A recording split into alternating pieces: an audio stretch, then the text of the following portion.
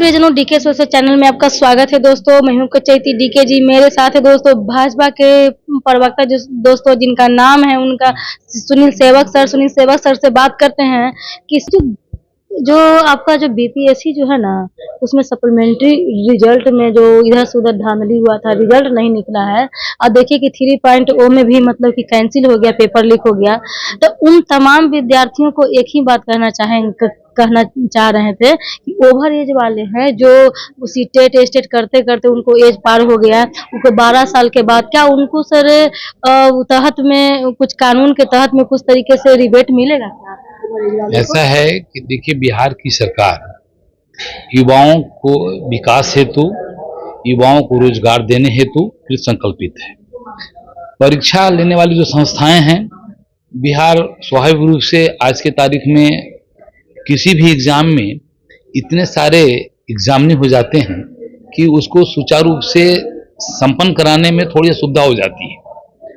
असुविधा को दूर करने का भी भरपूर ईमानदार प्रयास ये बीपीएससी करती है, इसमें कहीं को दो राय नहीं। क्योंकि सरकार का मानना है कि समस्याएं आती हैं, लेकिन समस्याओं का समाधान ईमानदारी पूर्वक करने से युवाओं के ऊपर एक असर पड़ता है। युवा समझते हैं ये सरकार जो है वो ईमानदारी पूर्वक प्रयास कर रही है। कुछ त्रुटियां रही होंगी, मैं इस पर कोई बहस नहीं कर रहा, लेकिन युवाओं से मैं अपील करता हूं कि वो विश्वास रखें। इस सरकार आपकी हमदर्दी रखने वाली सरकार है, आपके लिए अच्छा सोचने वाली सरकार है, आपके भविष्य की भलाई को बनाने वाली सरकार है। और ये सरकार अगर कोई छोटी मोटी त्रुटि आती भी है, उस त्रुटि को दूर करके आपके भविष्य को संवारने का काम ईमानदारी पूर्वक करेगी, ये मेरा वादा है।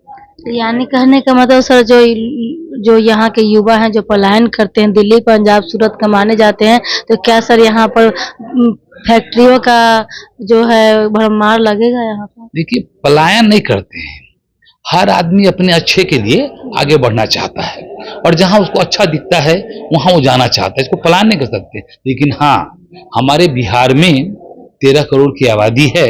उस आबादी को रोजगार देने के लिए, रोटी रोजी के लिए कुछ और कंपनियां अगर यहाँ एस्टैब्लिश हो जाएं तो स्वाभाविक रूप से वो होगी। वो तो जानते हैं सर कि अब जब 2000 में बिहार एंड झारखंड जो है यहाँ से अलग हो गया था, तो ये तो पॉलिटिकल मुद्दों के कारण अलग हुआ था। अलग नहीं होता, कुछ राजनीतिक कारण की वजह से झारखंड जो है कारखानों का जो हब है वो चला गया।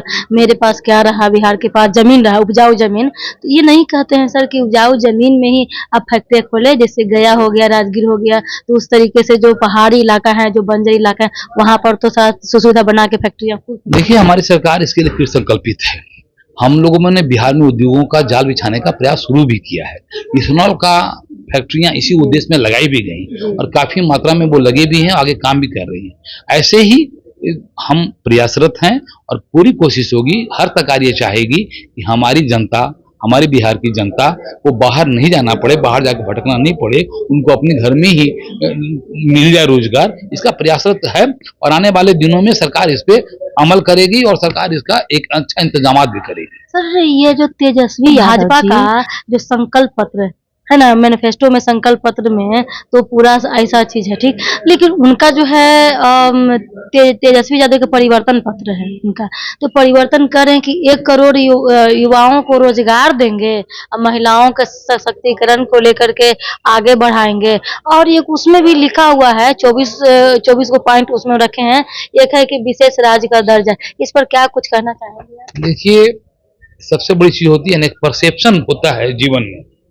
आरजेडी का परसेप्शन ऐसा बना हुआ है कि ये जो भी बोलता है फालतू बोलता है, झूठ बोलता है, ये परसेप्शन आम पब्लिक में। यानी कि आपको कहने का मतलब है कि लेकिन हाँ, सर जमी पे कार्य करना और उसकी घोषणा करना दोनों में अंतर है। देखिए, मैं फिर कह रहा हूं कि आरजेडी ऐसा नहीं कोई नई पार्टी है। पिछले 15 वर्षों तक सत्ता में रही। इन 15 वर्षों में इन्होंने जो अपना एक परसेप्शन बनाया है पब्लिक के बीच में, वो यही बनाया है कि केवल लफेबाजी करते हैं, इसके अलावा इनके पास कुछ नहीं है। इस परसेप्शन को हटाने में अभी तेजस्वी को बहुत समय लगेगा। एक तेजस्वी भी कुछ उसी रास्ते पर चल पड़े हैं। जिस तरह उनके पिताजी खाली गोल गोल गप करते थे, बात बनाते थे, पब्लिक को मूर्ख बनाते थे, तेजस्वी भी इसी धर्रे पर चल पड़े हैं और पब्लिक समझ रही। क्योंकि इनका भी ऐसा नहीं है कि ये भी नया है, ये भी विपक्ष नेता रहे हैं, उप मुख्यमंत्री रह चुके हैं, और इन सब जगहों पे जो उन्होंने काम किया है तो लोगों को लगा कि ये भी खाली गप्पेबाजी करता है, सरजमीन पे कोई काम नहीं करता है।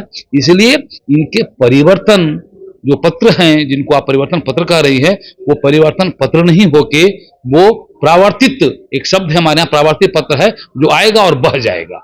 चलिए सर, बहुत बहुत धन्यवाद सर। एक क्वेश्चन सर की ये जो शारीरिक शिक्षक एवं स्वास्थ्य अनुदेशक के बारे में पूछना चाहते हैं कि सैलरी के नाम पर मात्र 8,000 रुपया मिलता है पहला। दूसरा तो आप जानते ही होंगे सर कि अतिथि शिक्षक जो है, गेस्ट टीचर के बारे में जो है, उतना कार्यकाल समाप्त होने के बाद उनका क्या क्या कुछ उनके बारे में कोई कुछ ऐसा कुछ है, कोई विकल्प? देखिए, हमारी सरकार इसमें विश्वास करती है कि थोड़ा ही सही लेकिन जीवन यापन हेतु कुछ ना कुछ हम लोग दिया करें।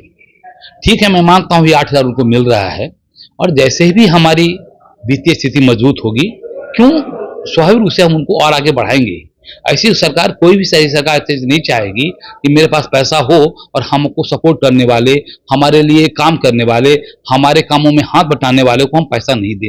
ऐसी नीयत हमारी सरकार की नहीं है। इसलिए जैसे ही हम लोग थोड़ी मजबूती प्रदान करेंगे, सरकार और थोड़ी मजबूत से चलेगी, तो स्वाभाविक रूप से इसको इन लोगों का पैसे का इजाफा होगा और बढ़ाया जाएगा। ये मैं पूरे विश्वास के साथ कर सकता हूँ। अतिथि शिक्षक जो आपको जानते होंगे, पूरा हंगामा हुआ था, उतना का कोई 4,227 थे, तो उन लोगों का कुछ? देखिए, अतिथि शिक्षक की जो रद्द की गई है, हाँ।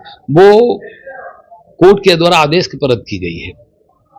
किन हालात में क्या किया गया है, ये तो अध्ययन करने की चीज है, लेकिन स्वाभाविक रूप से अगर किसी कारणवश कोर्ट के कारण, आदेश कारण उनको रद्द कर दिया गया है, तो सरकार इस दिशा में पूरी तरह सोच रही है कि उनको कहीं ना कहीं एडजस्ट किया जाए, किसी और रूप में एडजस्ट किया जाए, फिर उनको एक और मौका देंगे, किसी और मौका देंगे, और मौका देके मन सड़कों पे भटकने के लिए सरकार कभी भी युवाओं को नहीं छोड़ेगी, ना बहुत ज्यादा लेकिन थोड़ा ही सही, लेकिन उनको देने का अवश्य प्रयास करें। बहुत बहुत सा धन्यवाद। देख रहे हैं ना दोस्तों, यही जो काम है ना, क्या सर ने क्या कहा, सुनील सेवक सर ने, कि देखिए कि आपको कोई ना कोई दोस्तों, ये भाजपा जो है, डबल इंजन की जो सरकार है, कोई ना कोई आपको विकल्प देगी ही देगी, आपको रास्ते पर भटकने देगी। समय लगता है, थोड़ा सब्र का फल दोस्तों मीठा होता है, काम हो के रहेगा और करके भाजपा दिखाएगी। जय हिंद। टीके जी को चैनल में लाइक शेयर करें, सब्सक्राइब करें, फॉलो करें।